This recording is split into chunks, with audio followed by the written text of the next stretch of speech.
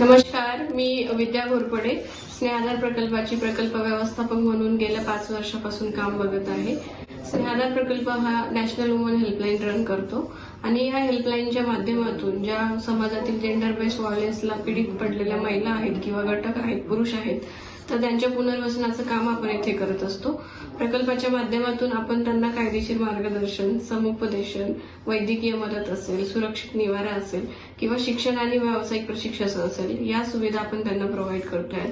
त्याचबरोबर आपण प्रकल्पामार्फत निर्भय कन्या अभियान हे कॅम्पेन रन करतो. तर या अभियानामार्फत आपण स्वसंरक्षणाचे धडे महिलांना आणि महाविद्यालयीन मुलींना देतो. बरोबर ग्रामीण पातळीवर काम करताना आम्ही सिलेक्टेड 10 गावांमध्ये सपोर्ट ग्रुप क्रिएट केले आणि सपोर्ट ग्रुपचा मेन उद्देश असा आहे की प्रायमरी इंटरव्हेन्शन सिस्टीम म्हणजे प्राथमिक हस्तक्षेप यंत्रणा आपल्याला त्या गावात क्रिएट करायची आहे. तर तिथे स्वयंसेवकांचा गट मिळून त्यांना वेगवेगळ्या प्रकारचे प्रशिक्षण देऊन आपण तिथं प्राथमिक घडणाऱ्या जे काही अत्याचार आहेत त्यामध्ये त्यांच्याच गटाने हस्तक्षेप कसं करावा आणि ती केस गावाच्याच लेवलला सॉल्व्ह कशी व्हावी, हा आपला त्यामागचा उद्देश आहे.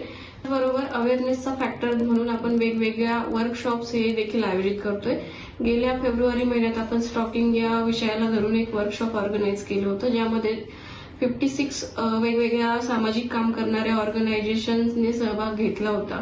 आणि स्टॉकिंग हा जो विषय आहे वुमन सेफ्टीला धरून, तर त्याबाबत एक्झॅक्टली काय काम करायला पाहिजे, त्याबाबतचं अवेअरनेस कसं महिलांमध्ये असायला पाहिजे किंवा लिगल अस्पेक्ट काय आहे स्टॉकिंगला धरून, कुठले कलम अवेलेबल आहे, आपण स्वतः न्याय कसा मिळवू शकतो.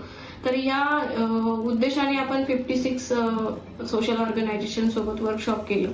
त्याचबरोबर स्नेहाधार प्रकल्प हा अवेअरनेस, इंटरव्हेन्शन आणि रिहॅबिलिटेशन या 3 घटकांना धरून कार्यरत आहे.